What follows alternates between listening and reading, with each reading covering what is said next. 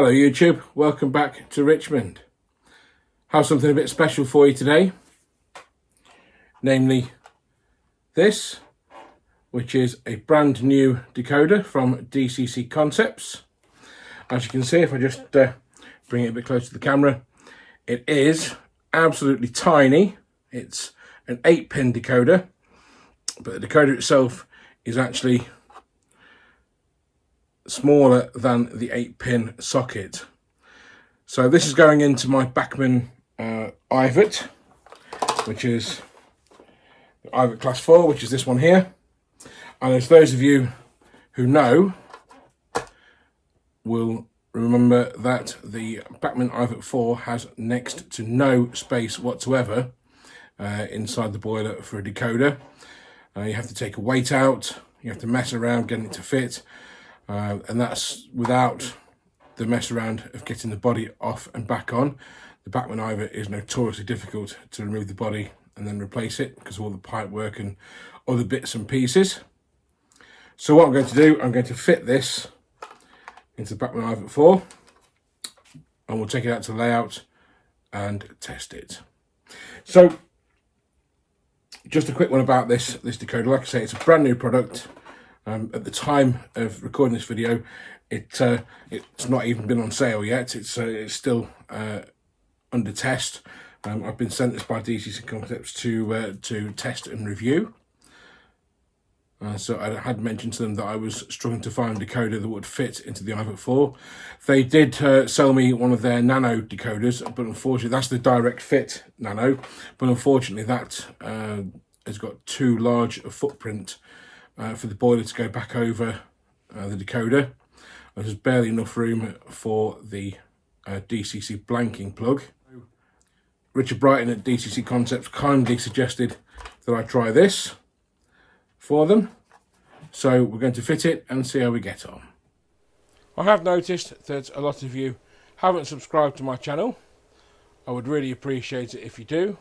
Click on that little red watermark in the bottom right corner of your screen, and also click on the bell icon to get your notifications when I've uploaded a new video. So we have the body off of the IVET 4. I don't want to bore you by making you watch me remove the body. So I've got the DCC blanking plug here, which will just need the screwdriver for that. Leave it up with my fingers. So that's off, move out of the way. You notice as well I've already cut the interference suppressor off. It's recommended that you cut them off for DCC operation. Then we'll just have a look where pin number 1 is.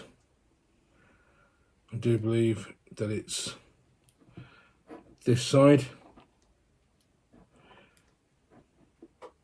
Yep, there's number 8 on there. That's good, that's always good to know.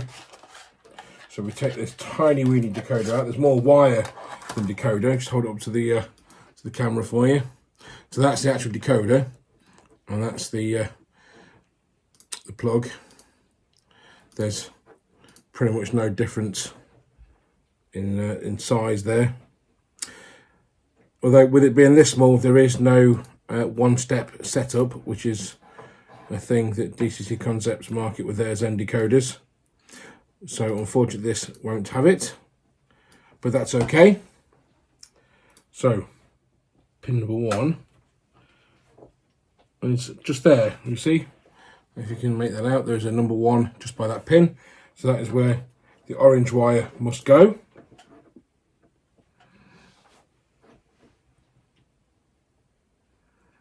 So we just plug that in there and try and get it in.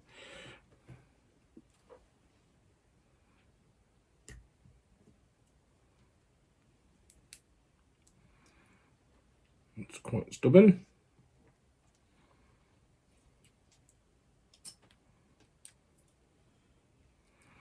And yes, it's going in. There we go, it's in. Now, I'm not going to put the body on just yet. What I'm going to do is take the loco chassis out to the layout and test it. So here we have the i4 chassis on the layout. So we're not going to run it far because I don't want this to touch the track. So we're just going to run it round the curve and then back a bit.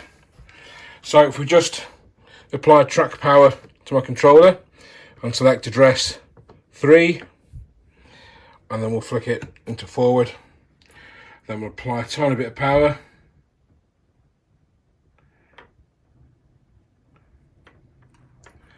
And that runs lovely and smooth. That's only 8% power.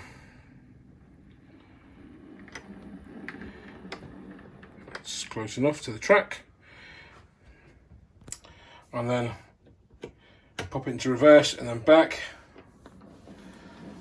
That runs absolutely lovely.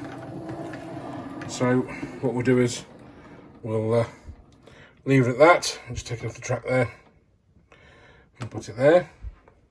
So in conclusion, this is a beautiful little decoder. It's absolutely tiny, and we'll have to take these wires up a bit or push them somewhere into the boiler, just get them out of the way. And next step will be setting up the programming track, which isn't set up currently, and then we'll give it an address. So we've refitted the body after programming. We've set the address to 3047 to match the number of the locomotive, and we'll just give it a quick test just to show you how it runs.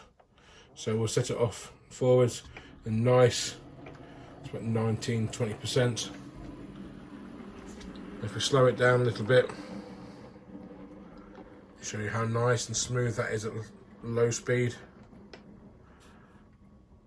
And we'll slow it down to almost a crawl. That's how good the decoder is. So this decoder is so new, it doesn't even have a name yet.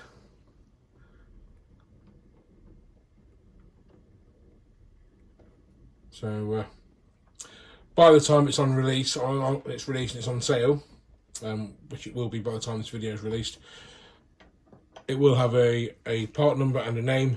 It'll be one of their popular Zen range of decoders. As I've mentioned earlier, it doesn't have the one-step setup, which is a common feature unique to DCC Concepts decoders, to their Zen decoders rather, nor does it have the ABC shuttle facility, mainly because the decoder is so small, the hardware can't be fitted to it without compromising the size of the decoder. But as you can see, it runs beautifully at low speed. My layout's not big enough to get up to full, nor would I want to, but it does run lovely, and this decoder is highly recommended. Hope you've enjoyed the video. Please like, subscribe, and please feel free to comment. Bye for now.